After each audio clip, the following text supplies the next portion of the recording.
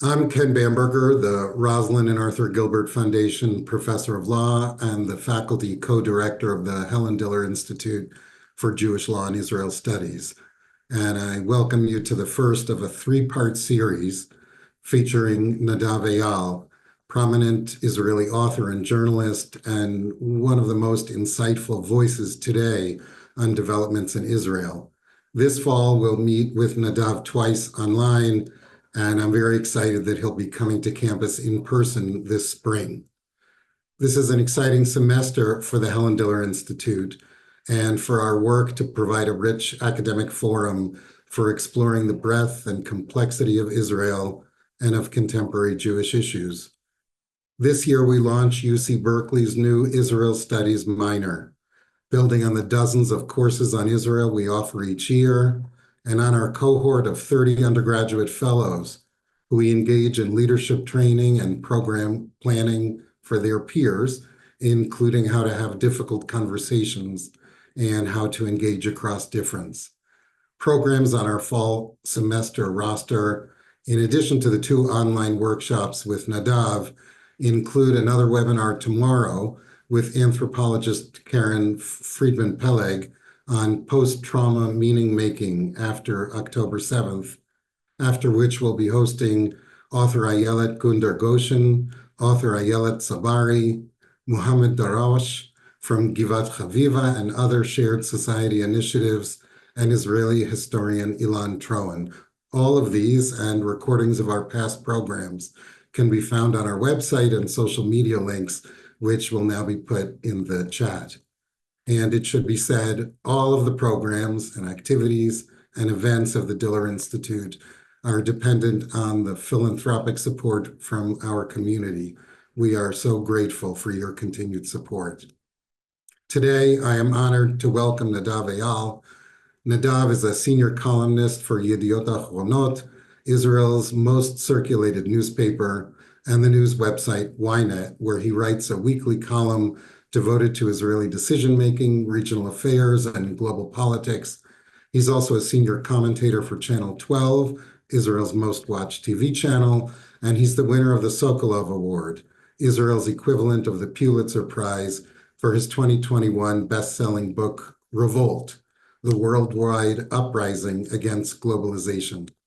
This academic year, he's also at Columbia University's School of International and Public Affairs as a senior research scholar and professor of international and public affairs, during which he's also writing about the 2024 US presidential elections for Yediot.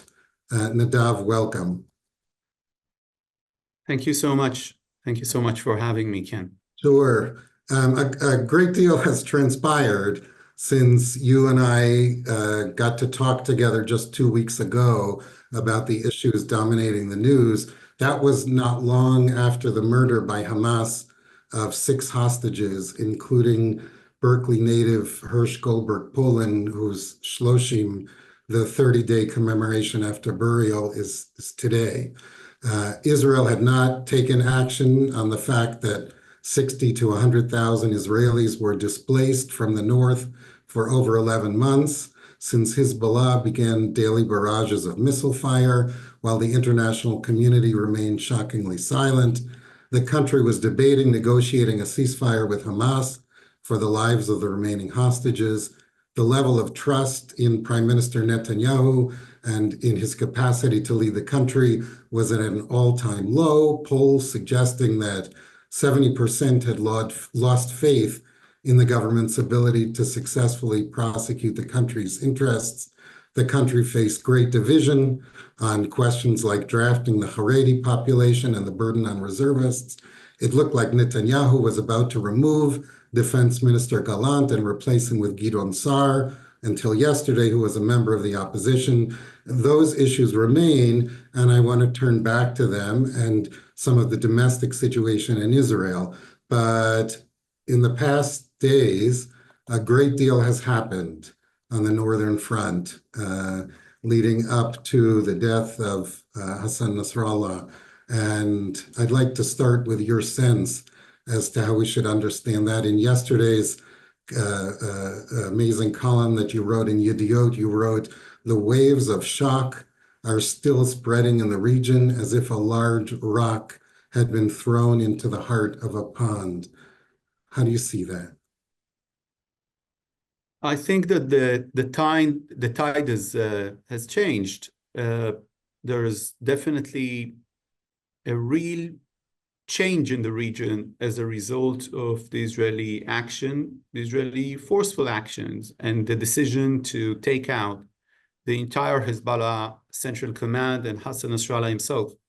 Nasrallah was not only the leader of a designated terror organization, an armed group, a resistance and guerrilla group, the leader of the axis of resistance, as the Iranians would have put it.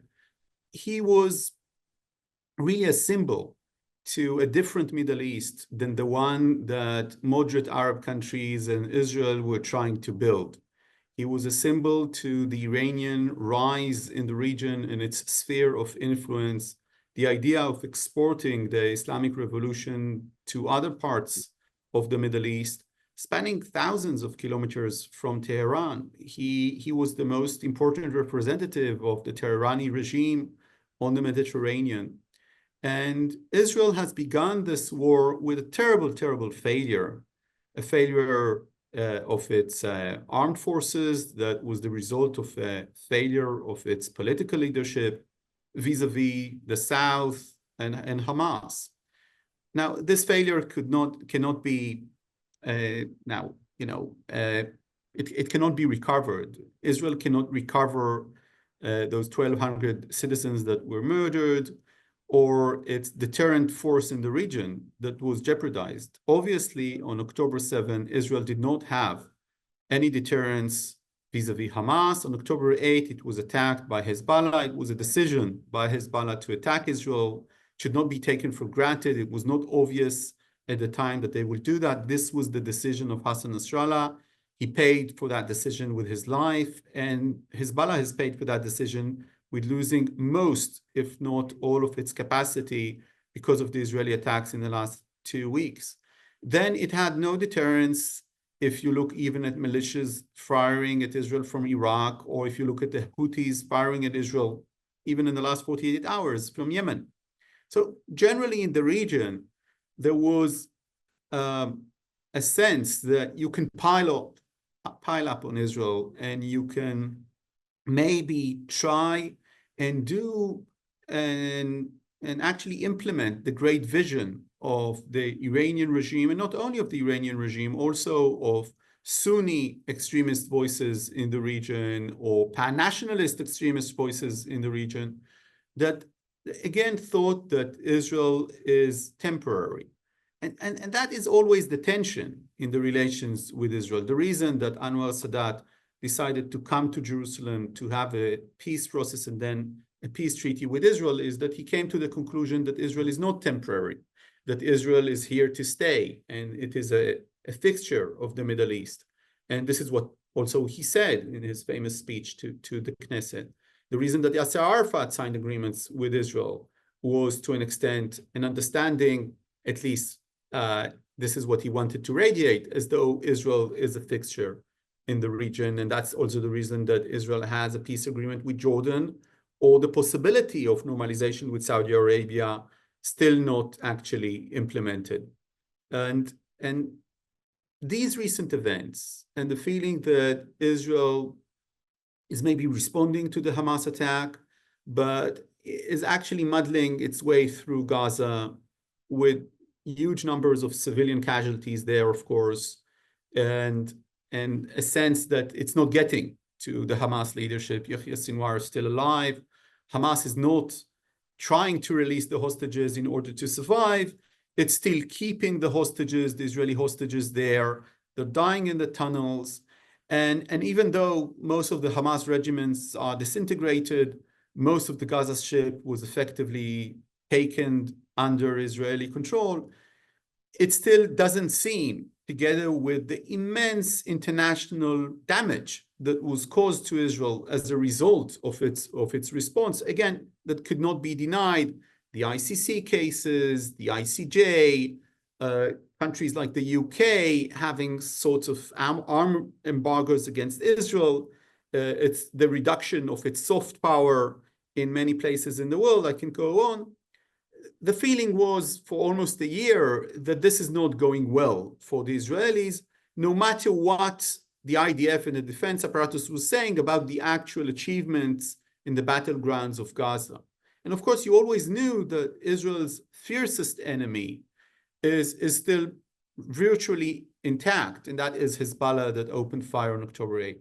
Hezbollah has or had about 120 to 140,000 rockets and missiles aimed at Israel, thousands of which are rockets with a GPS-guided system that can hit various installations within Israel. And even with the Israeli capacity like Iron Dome and Arrow against ballistic missiles, the general assessment in Israel, by the way, an assessment made by the prime minister at the beginning of the war in conversations that he made, in briefings that he made, that any conflict with Hezbollah would probably lead to the landscape of the country changing, physically changing, as a result of this massive firepower that Hezbollah has been basically gathering over the years, with the total support and funding of the Iranian regime, which was also using this as a deterrent force and leverage against Israel.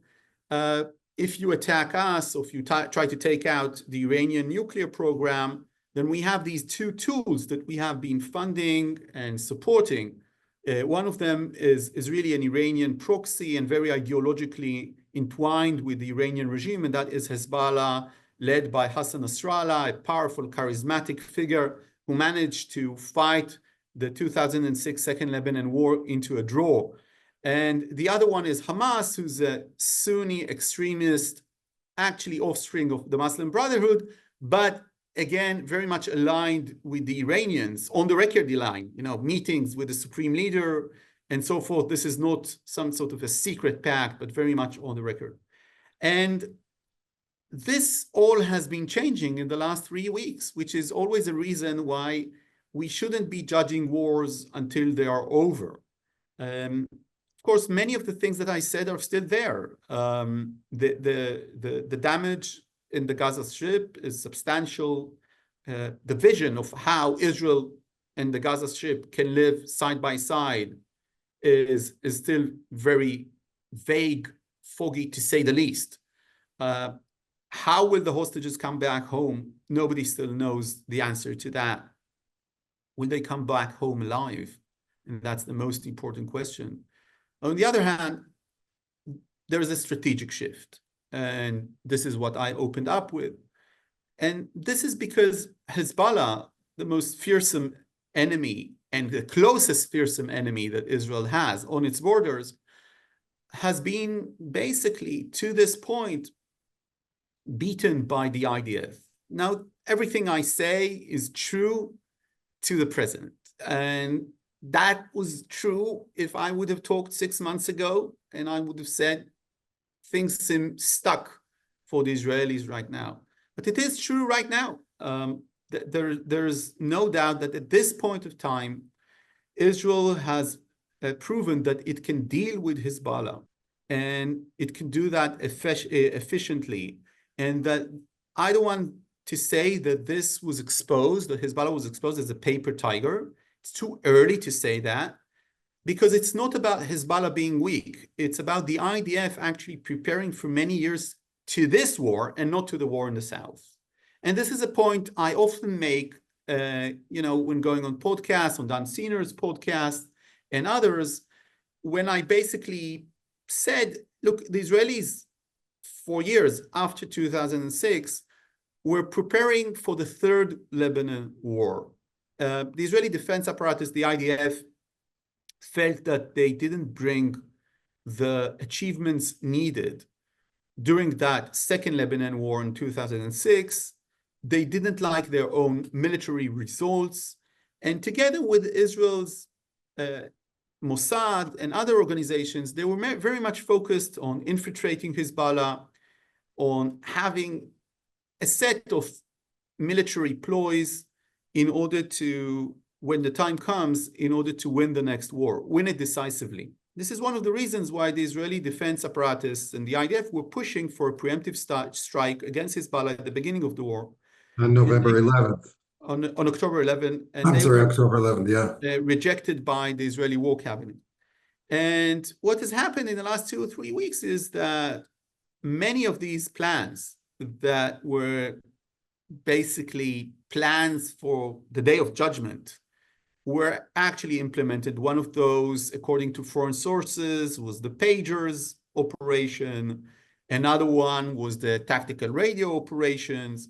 Another one was the Israeli Air Force operation to take out about half of Hezbollah's ability to shoot rockets and missiles at Israel. So about half of these stockpiles have been destroyed in about 6 hours. These are abilities that have been building for more than a decade, that Iran has put into billions and billions of dollars that just evaporated in the matter of 6 hours by the IDF attacking more than 1,600 targets, almost in a synchronized manner. And then you had, of course, the hit on Hezbollah's central command. Again, this was widely reported around the world as Israel leveling, entire blocks in a neighborhood in southern Beirut.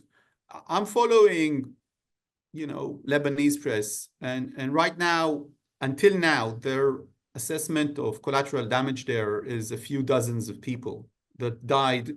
And it's very likely that many of these people are the Hezbollah operatives and the command that was hit. So even Lebanese media is not saying that, has not said, hundreds or more have died there. So this was a rather targeted attack.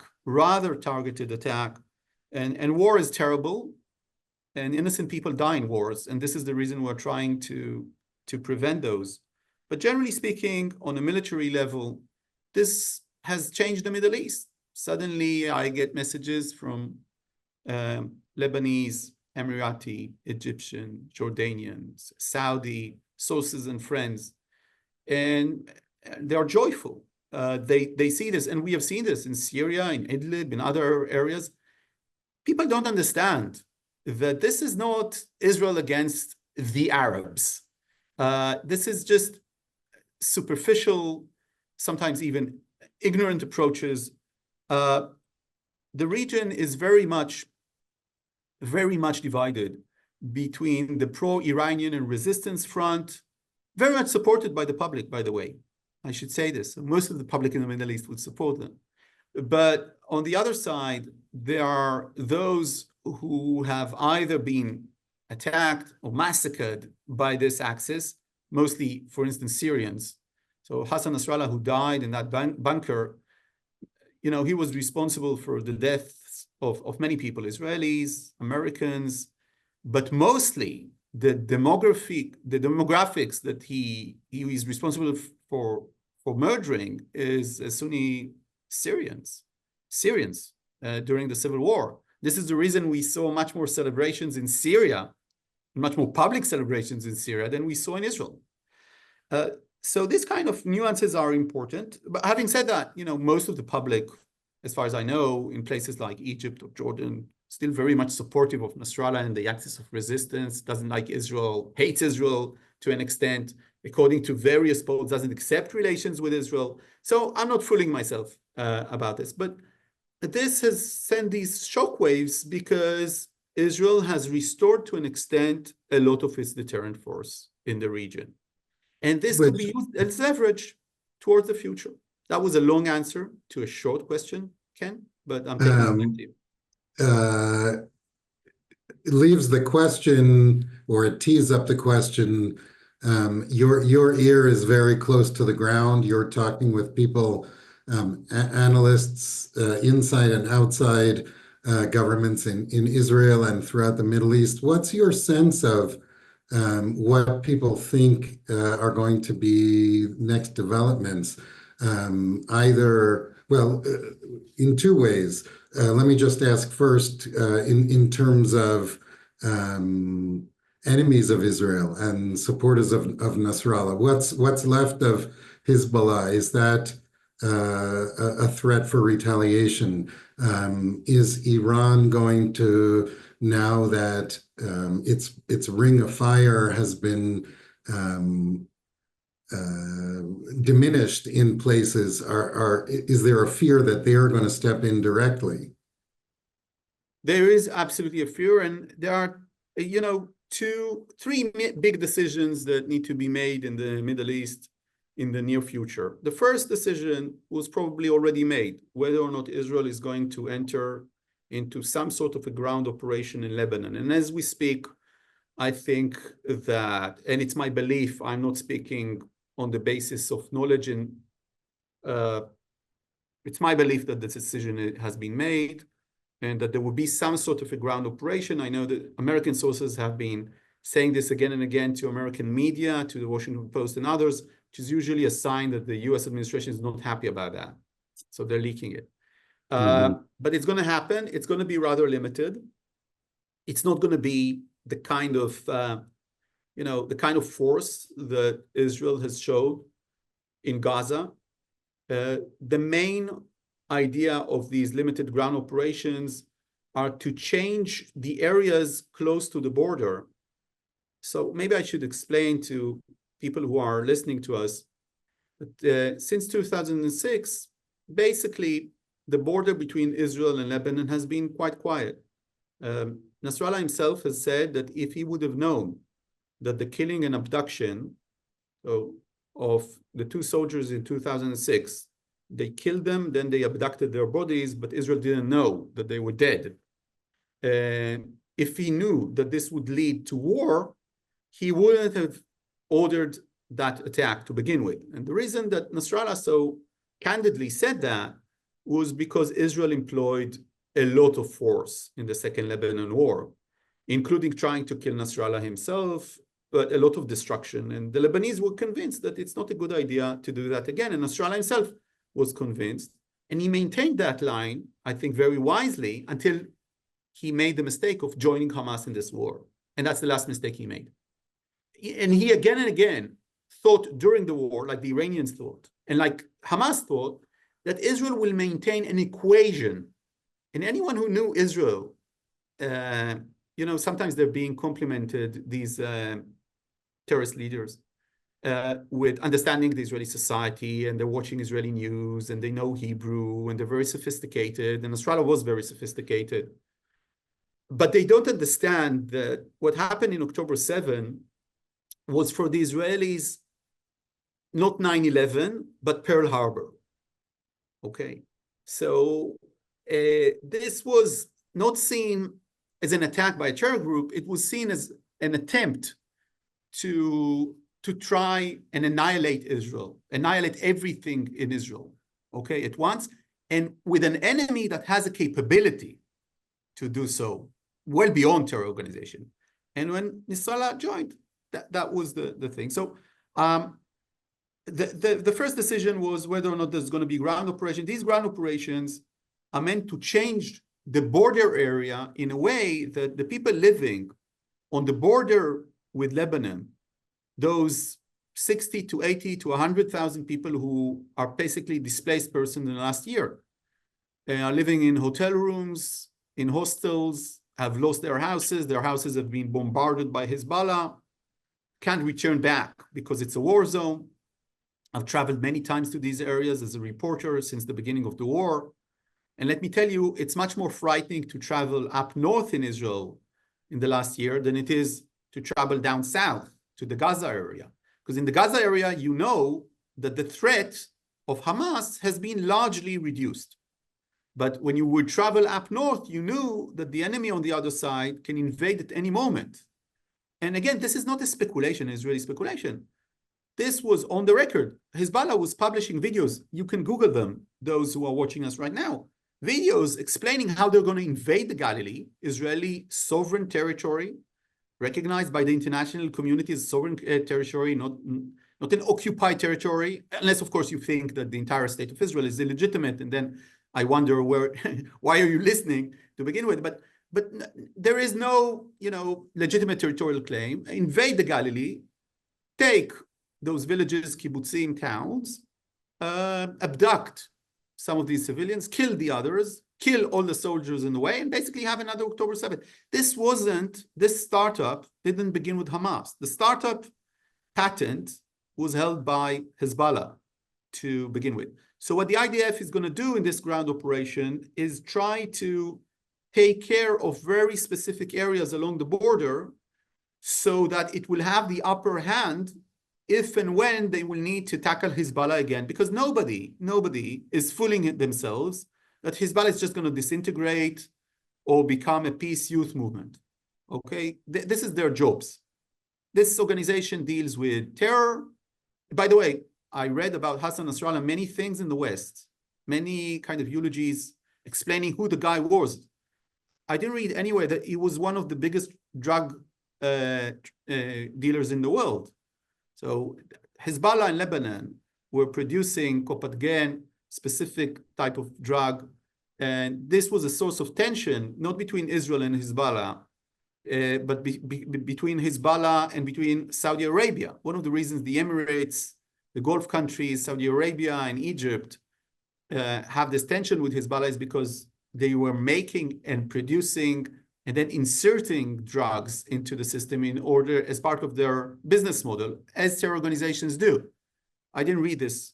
I'm just saying this, reading about how charismatic and shrewd and smart and what an Islamic scholar he was, which is really, only people who don't speak with Islamic scholars can actually say that. It's defamatory towards Islamic scholars. So this is the first decision. The second decision will be taken by the supreme leader of Iran, and he needs to make his mind whether or not Iran is going to go into a full-fledged war with Israel as a result of the killing of Nasrallah. Iran doesn't have a border with Israel, so its main way to have this war either is sending troops through Syria, which I don't think they're going to do, or is to start some sort of a missile or ballistic missiles war, which their capacity to do so is very, very much existent, but rather limited. And we saw their April attack against Israel, in which they attempted. This was not, I want to say this with some certainty, it wasn't a show. The April Iranian attack, when they shot hundreds of projectiles towards Israel, wasn't a show. They meant to hit at Israel and hit hard at military installations, and they couldn't do it. And then Israel responded in a very, very targeted attack against a very targeted place. In that place, against a very targeted radar, basically telling the Iranians, look what we can do. It was a symbolic attack, but it was a very smart attack in the sense that it made the Iranians rethink their entire strategy. So and there is a danger for Iran that they tried this once and it was not successful. They've already kind of lost their own deterrence power in terms of Hezbollah and Hamas. Mm-hmm. There's a danger that they too might end up looking like a paper tiger.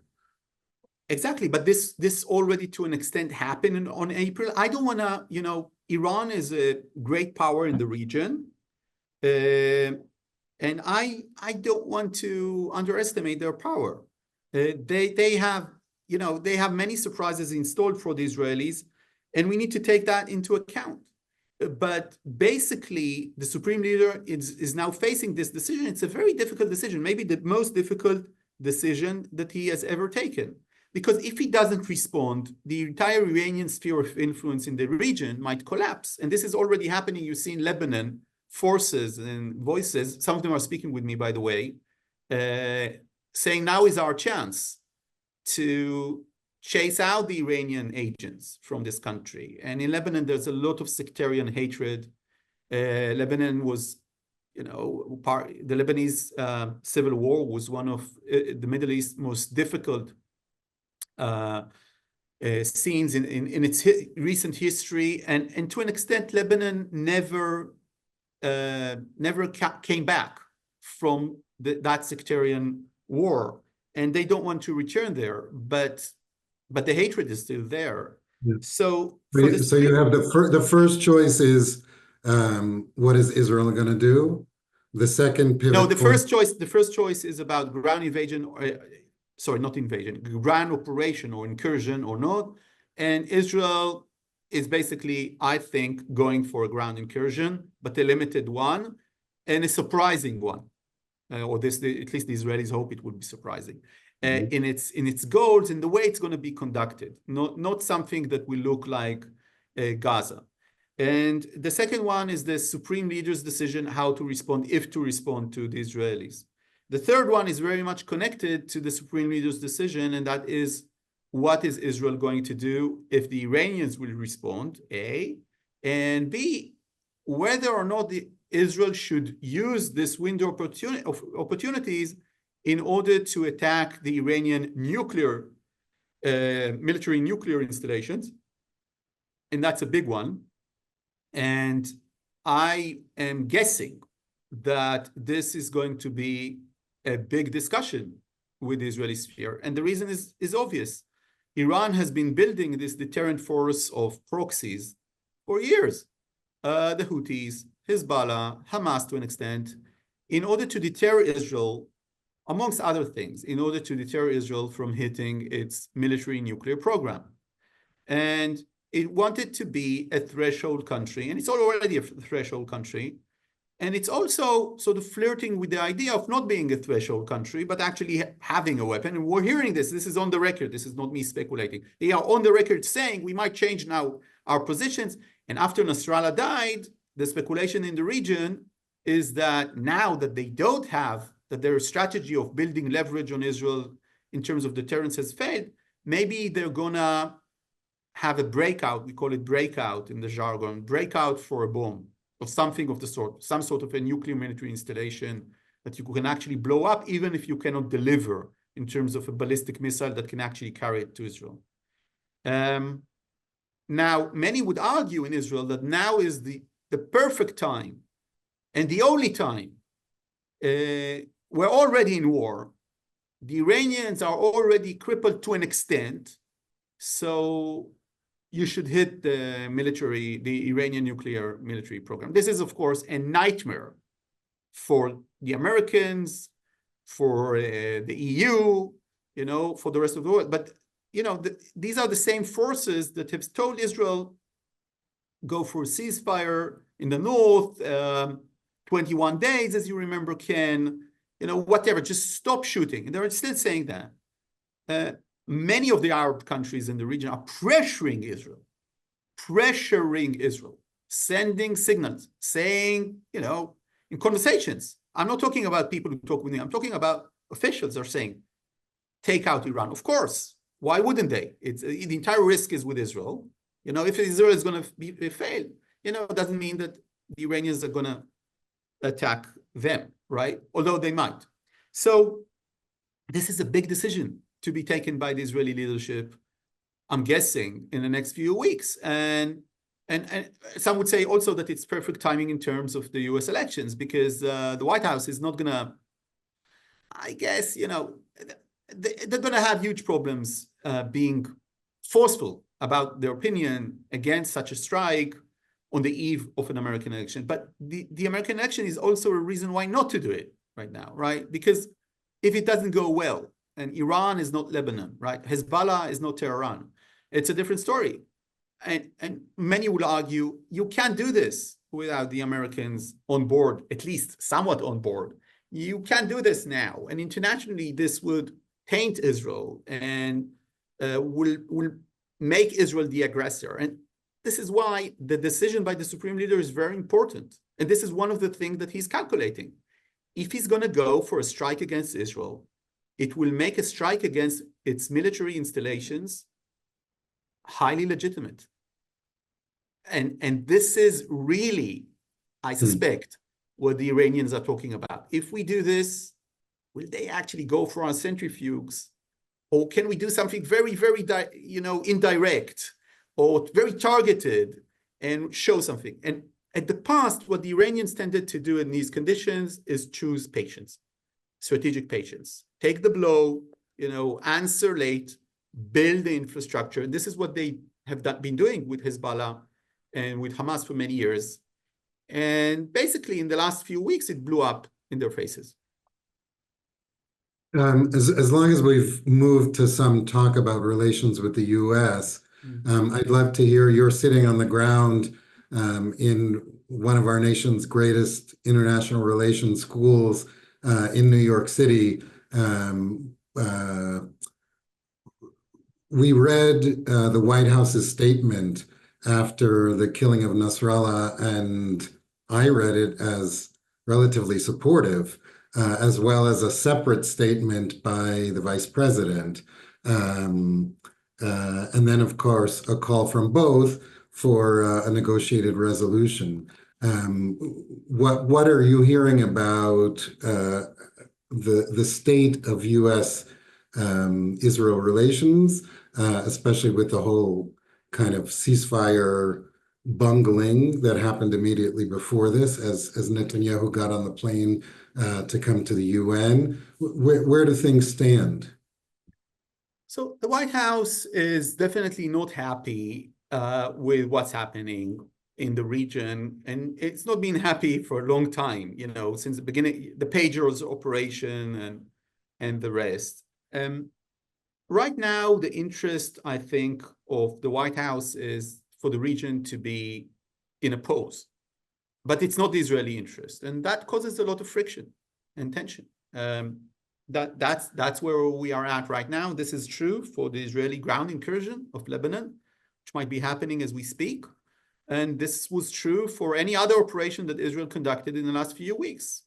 On the other hand, the White House knows and has said that the negotiations for a hostage deal blew up, and it wasn't about Bibi. This is not what I'm saying. This is what the White House is saying. Israeli media, including myself, have been extremely critical of Netanyahu for missing the opportunities for a deal before.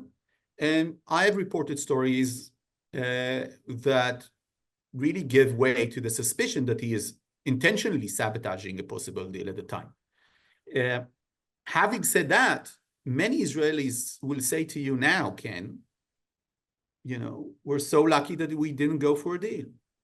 Although that means that the hostages are still there. Because if we were going to a deal, then Hezbollah would have stopped shooting. Israel would have bought off some sort of a bluff as far as the north, diplomatic solution with a terrorist organization devoted to annihilating you in the north, building its outposts on your border, watching, preparing, maneuvering in order to occupy part of your country. And we would have had the hostages, but in 2 years, in a year, in a few months, they would have attacked us abruptly in a surprise attack like Hamas has done before, but this time in much greater force, because Hezbollah has dozens of thousands of fighters. Hezbollah is more powerful than almost any army in the Middle East today that isn't the IDF. Any army. Okay, so and certainly more powerful than the Lebanese army. No, the Lebanese army is right now as a military force. It's a joke, but it's not its fault. It's because Hezbollah doesn't want to have any other military force in Lebanon besides him. After the Syrians left Lebanon, what was left is Hezbollah, and Hezbollah owns the monopoly of violence in Lebanon. And it doesn't employ it according to law. It employs it according to its interests. And that's the difference between a state and a failed state owned to an extent, by this terrorist organization.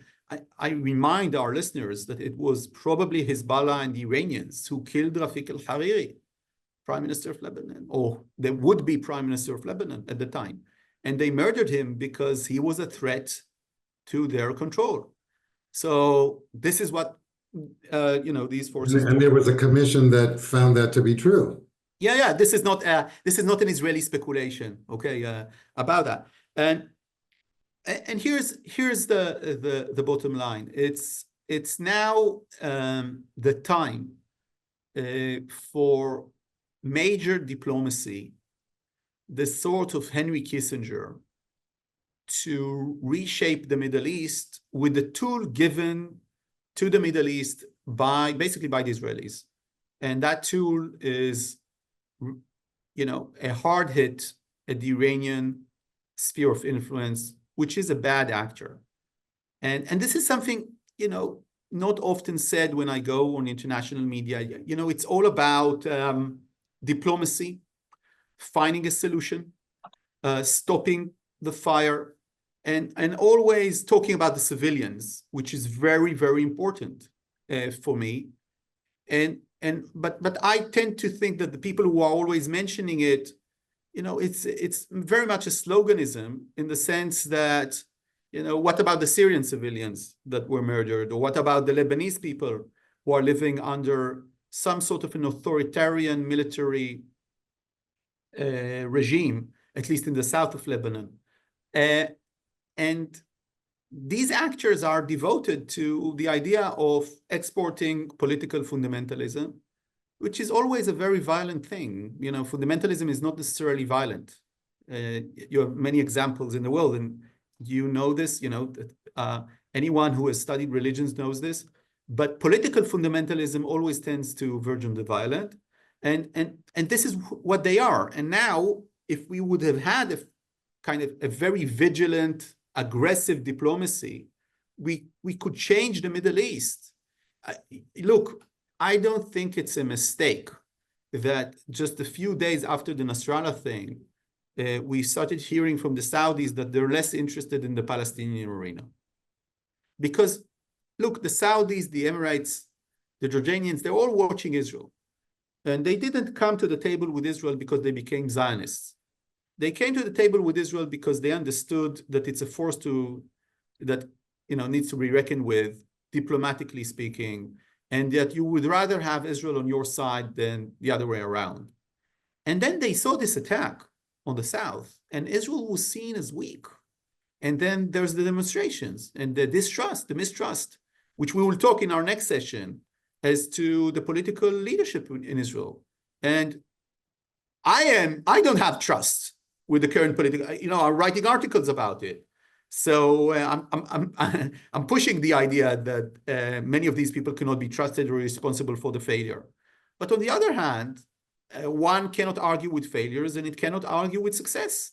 Those who were responsible for Israel's biggest failure are now leading it in what seems to be, at this point, I want to underline this, the window of opportunity for a strategic victory. What is victory? The area understanding that Israel cannot be wiped off the map. Israeli citizens are not going to immigrate en masse, back, quote unquote, to Europe and the United States. And you need to have some sort of agreements with them. And the way is not a way of violence, right? This is what... A number of folks are writing in asking, who's going to be part of this? Is this something that the United States is ready to step up to diplomatically, or even maybe more importantly, France? Who is going to help kind of re-empowerment? Okay, so this is first of all, it's a great question. And my point by saying this is the time for diplomacy, for reshaping the Middle East, we don't have, the Kissingers to do that. Not that I'm somehow underestimating Tony Blinken. What I'm saying is that this is, the US is going to an election campaign. They simply don't want to deal with international issues right now. And I can understand why. And this is such a Middle East drama, and it comes to the Biden administration and Kamala Harris campaign in a very difficult moment. And now they need to have an opinion. As you said, Ken, earlier, I read that announcement by President Biden after the killing of Nasrallah. And what I thought to myself reading it is, how powerful is victory? How powerful is victory? Because the Americans, if you would have asked them before, if Israel would have said, you know what, and Israel never does that, right? And the Americans don't want Israel to do that. They don't want to be in a position in which they would say, oh, yeah, we said, yeah, positive, go ahead with your hit on Hassan Nasrallah. They want to be in a state of deniability. In But fact, they said afterwards, we didn't tell them, we didn't tell you, America, because we didn't want you to be responsible, but we wanted to make an attack on this Shia axis. And now we're happy to talk about a ceasefire while we're still yeah, fighting, so right?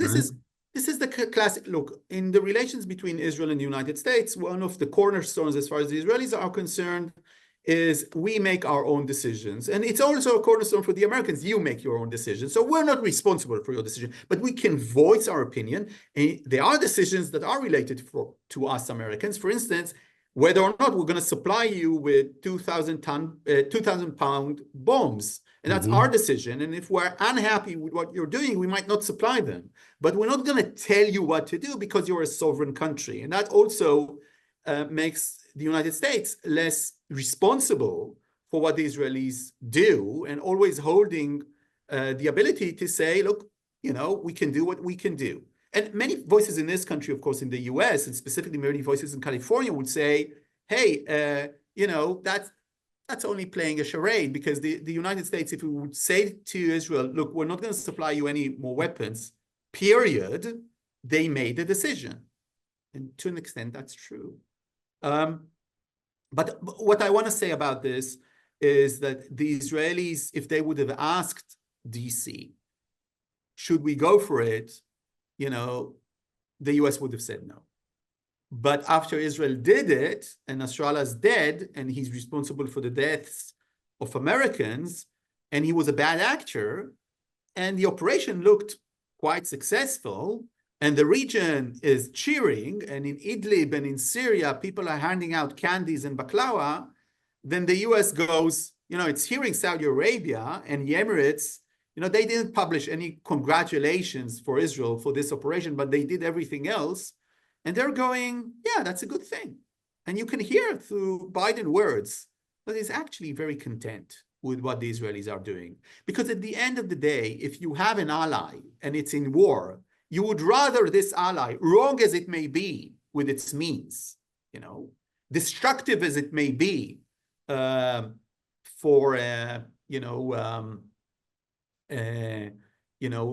some parts of Gaza, you do want this ally at least to win. This is something I heard from my sources.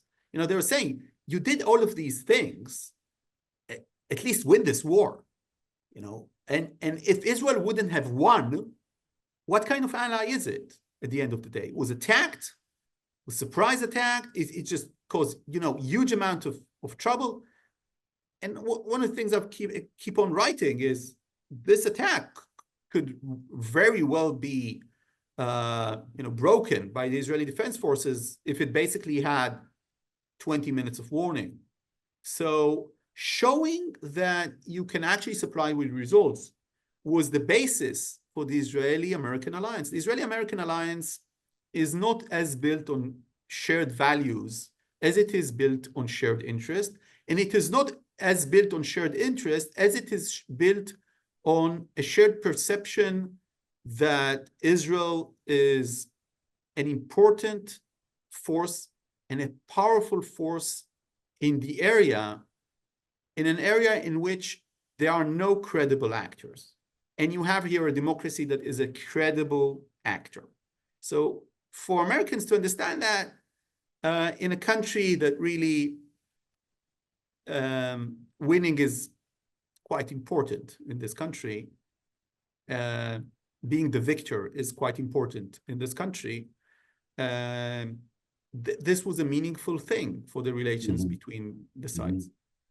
Today, Hezbollah announced a new leader, Hashim Safieddine, cousin of Hassan Nasrallah, relative Machatanim of Qasem Soleimani in Iran.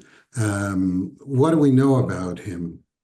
And does it mean anything? I heard someone say that the fact that he was not important enough to have a pager or be in the bunker or be at the key strategic meeting that was bombed might say something. Does it? Well, I don't know. I didn't read the intelligence file about this guy, so I don't want to speculate. Hezbollah will survive anyway, and Iran will try to strengthen it anyway. And Hezbollah is a strong organization, and it represents a demography, a part of the Lebanese society that is growing and is going to be, I don't want to say a majority, but not far from it, most probably. Although in Lebanon, by the way, it's very problematic even to get this kind of data. Of the, and it's by design that it's very difficult. And that's also the problem with Hamas, by the way. So what I'm saying is that when you have a grassroots movement that's built on mosques and on gmilut chasadim in the Islamic sense, meaning contributing to the welfare of society, and it's built on popular ideas, popular fundamentalist ideas, it's going to be very, very difficult to change. And this is something that doesn't matter really who's going to lead Hezbollah in that sense. Now, the first leader of Hezbollah was Mossavi. Israel said he's very dangerous. Israel took him out. He was replaced by Nasrallah. Nasrallah was much wiser than Mossavi. Israel took him out. And who knows who's next? Now, at the end of the day, it's true that the only way to reach an arrangement that would be stable and would bring true peace and security in the region, there will be diplomacy in the end.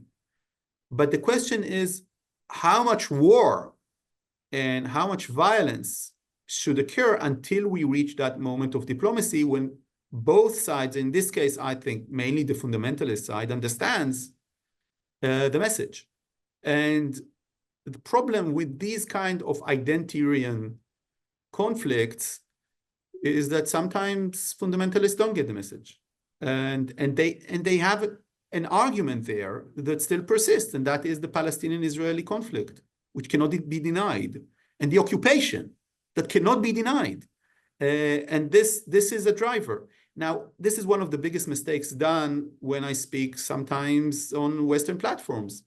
That people think that this is the driver. I said it's a driver. I didn't say that it is the main driver. And that's a mistake. The reason that Hezbollah still exists after Israel left Lebanon is not because of the Palestinian-Israeli conflict. It exists because it has a vision for the entire Middle East. It's very much Iranian and Shia infused.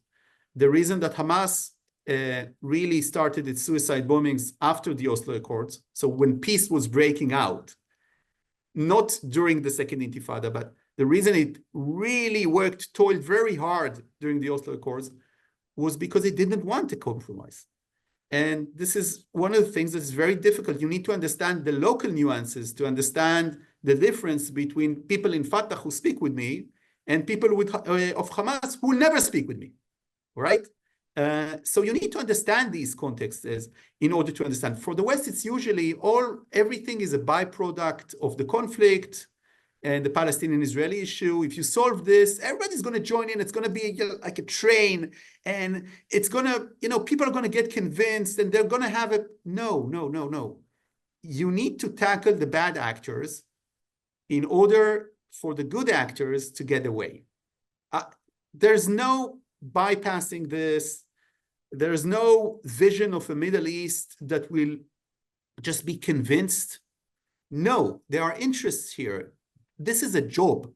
Working in an organization like Hamas, Islamic Jihad, Hezbollah, all the rest, that's a job. It has vested interests. These people have built their life around it. They have an ideology. It needs to be respected in the sense that it needs to be addressed. And this is something often missed. And on the other hand, you can say, this is the picture of the Middle East. There's nothing you can do. This is how it is. It will be forever like that, a fatalist view. And that's, of course, also not true. Realism is the rarest of ingredients in Western diplomacy today. Sometimes it tends to be so infantile. I wonder, how is it possible, for the United States that it really managed the Cold War to a victory? How is it possible that in the same place I'm hearing things that are so sort of immature as to the Middle East? And my answer is that the Middle East was never really a priority, right? It was never the USSR. It's not China, right? It's not an existential threat to the United States. And I don't think it will ever be. And therefore, it's like, let's solve this, right? We don't want to know the nuances. If you don't know the nuances, you won't be able to solve it. Mm-hmm. We want quiet. Yeah. You and I are going to spend our next session on November 14th taking a deeper dive into what's going on within Israeli society. But let me pull back from the immediate events of the last 2 weeks and kind of ask about bigger implications for what's going on in Israel. Before this happened, Israel was in the midst of a wrenching internal debate, sometimes spoken, and sometimes people wouldn't say it, about how to move forward in Gaza in terms of a ceasefire, how to get the hostages out, how to protect for the future, but riven and kind of painful considerations on all sides. How does it affect what's going on? Does it change the calculus and the feeling of this divided country in terms of thinking about how to move forward in Gaza? First of all, the hope, I think, is that Gaza is going to change too, because Sinwar is understanding that his dream. What's the name of the Hamas operation? The name of the Hamas attack on Israel was Tufan al-Aqsa, which means the flood of al-Aqsa. And he didn't mean Hamas. He meant that the entire region would join in. And to an extent, Sinwar saw a tactical defeat. Gaza was taken by the IDF quite easily. Do we think Sinwar is still alive? I think the Israeli decision makers still, what I think is immaterial, but Israeli decision makers still estimate that he is alive. Okay. And Sinwar saw a strategic victory here. Look, the Palestinian issue that wasn't discussed as a priority became a priority again. Israeli society is very much divided. There's a lot of mistrust of the political sphere. There was a lot of mistrust towards the military, which is a new thing in Israel. Because of the failure of the failures of October 7. So, of course, it's the Palestinians in Gaza that suffered most, right? That got killed during these operations.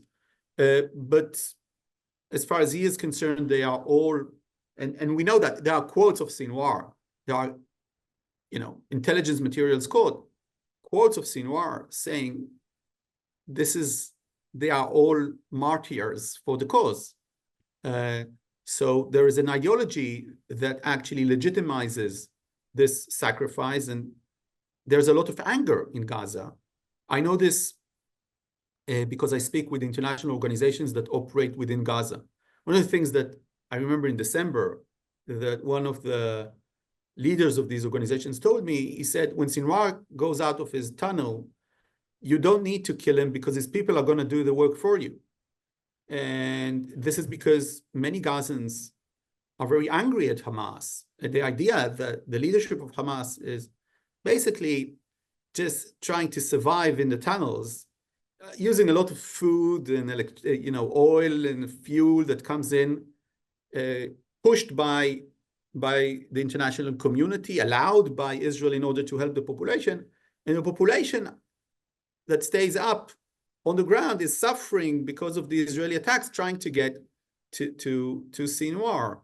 So the hope is that now Sinwar sees that his allies are not there anymore, or some of them are not there anymore, and he tries to go for a deal. And now you have a problem, you might have a problem with the Israelis, because many Israelis will say, a deal now?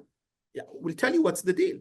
The deal is that if he's going to release all our hostages and leave Gaza, we might allow him to leave alive. That's the deal, the only deal we're willing to consider. Many people in the Israeli cabinet would say that this is the deal. There will be no release of Palestinian prisoners. Things have changed in the Middle East. And of course, Hamas would say to that it's a non-starter. And Sinwar is Messianic in that sense. Sinwar is a true fundamentalist revolutionary. He is willing to die. He doesn't care about getting deals. He wants to split the Israeli society. To an extent, he succeeded in that. And, Hamas is still in control of every populated area in Gaza is still controlled by some sort of Hamas operatives. So the only way to break the Hamas control with the population, the Palestinian population in Gaza, is either to have a different Palestinian rule there, which you don't have. Palestinian Authority doesn't want to cooperate with Israel while Israel is managing its war against the Hamas Palestinians, who are Palestinians as the PA, right? So, and it's condemning Israel continuously for human rights violation, et cetera, et cetera. And you don't have the Israelis right now willing or wanting to have a full occupation, which means to basically start managing, building schools, taking care of the Palestinians in the Strip. And you don't have these enclaves in which Hamas still operates on a civil area, and Israel will come in and kill Hamas fighters if they see them. So it's a mess. But the hope is that Sinwar will now be much more flexible towards a deal, and that you can reach something that will wrap this up. And I think that one of the things that I've been told by my sources, my security sources, but also others, is that Israel needs not to be euphoric at this moment, and it is euphoric. And after a very difficult year, it's very understandable. The Israelis didn't feel. Say a little more about that. So Israelis had the most terrible year in the history of Israel since the War of Independence, and much more terrible because the War of Independence ended in a victory. And for them, they felt, I'm talking about polls. This is not me saying, oh, Israelis feel. No, I'm talking about polls, and you can Google these polls. Most Israelis felt that Israel is not winning the war, and it's not going to win the war. Majority of Israelis, okay? And it's been lasting for months. Suddenly, it seems that Israel is winning the war. So first of all, it's very natural that after a terrible year, with many people spending time, like 200 days in reserve service, losing their business, sometimes losing their families, a lot of divorce rates, an entire country in post-traumatic stress disorder, missiles, rockets being shot, you're running with your kids to the shelter room. If you're living in the center of Israel every couple of weeks, if you're living in the south every other week, if you're living in the north all the time, you don't live there. You live in a hotel room, dozens of thousands of people who are displaced, from the south, from the north. Economy, basically, it's not crashing, but it's between standstill to recession. No flights out of Israel, either if you're not ready to pay an enormous amount of money, foreign airlines not flying in, not flying out, a sense of siege to an extent, people discussing the possibility of immigration all the time.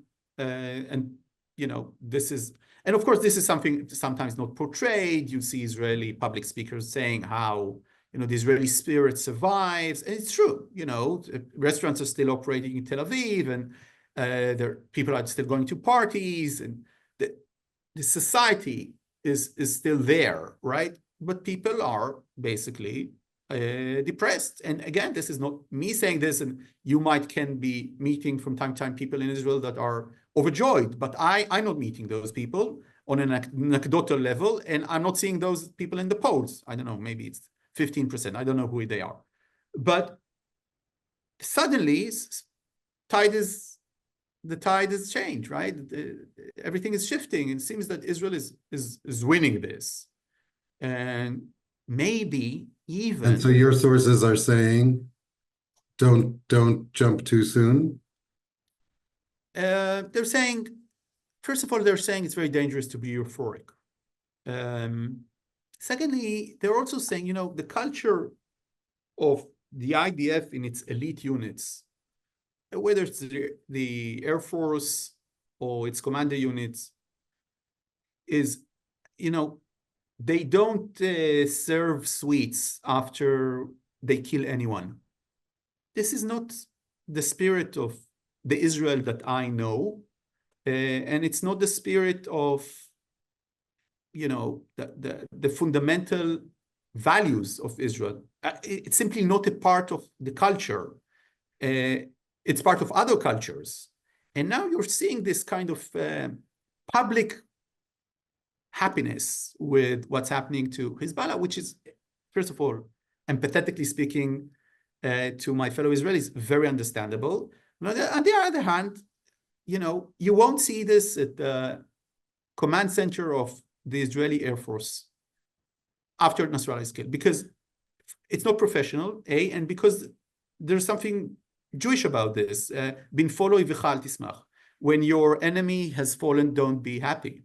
And it's a moral issue, which I can date back to the 1950s and 60s. And of course, Israel's enemies and critics will never understand that the idea was, you know, this is something that we might need to do, but we're not happy to do it, and we are forced to do it, and we should remember that it is always the last option. You know, these are the values of traditional Israel. This is the values of the traditional army in Israel, you know, and this is something very unlike, you know, an Israeli watching Dr. Strangelove and seeing the general there. This is not the Israeli generals. The Israeli generals are known to be, this is one of the, they've been accused by Netanyahu, by Sharon at the time. They're very moderate. They're always a step behind the political system, unless they think it's existential. Now, for instance, with Hezbollah, the Israeli generals were pushing for this operation because they were saying, this is important. Get the hostages back. Pay any price. Evacuate Philadelphia. You know, they were attacking the prime minister in off-the-record conversations. But when it came to Hezbollah in the north, they were as aggressive as you can imagine. Because they were saying, to get our hostages back, you know, this doesn't matter. And Hamas, we've taken out Hamas. Don't worry about this. Leave it to us. Hezbollah, we haven't taken out. They can invade. It's dangerous. We need to tackle this. And it was then that it was the political sphere in Israel that was very worried about doing so, because they understood that if it's going to be, you know, if it's not going to work well, this time it's going to be their political heads, right? So this is the change of atmosphere in the country. One last question. People are writing about implications for Netanyahu. Again, we can talk more about this on November 14th. But here's someone who a couple of weeks ago was really in the pits in terms of fundamental trust across political party. Even today, there was a new poll that came out that his coalition would get 10, 12, 14 fewer votes in the Knesset than opponents, even after one of his political opponents left the opposition and joined the coalition. What does this do for his thinking right now? Is, you know, are things wide open for him in a way that they weren't? Look, I thought from the beginning of the war that Netanyahu can, politically speaking, can redeem himself during the war. Personally, I think it's unfortunate because I think that Israeli decision makers responsible, and by the way, also generals responsible for the October 7 attack, need to, you know, to take personal responsibility there. And many have, but he has not. He has not, and he basically thinks he's going to remain in power. And if the war is going to go through the way it's been going in the last 3 weeks, I would advise people not to look at the polls, but look at the dynamics. And the dynamics is that right now it seems that Israel is winning this. And if Israel began this with a surprise attack and managed to do this shift, even if it took a year, and it's not the Yom Kippur War where it took, if you remember, 8 days, right? Then Netanyahu can absolutely escape the verdict of the public. He can be supported again. And he would say, by the way, to people who criticize him, if it wasn't for me, you would have signed the first ceasefire agreement possible. You would have left Hamas in control of Gaza. You would have basically done whatever the US administration would have pressured you to do.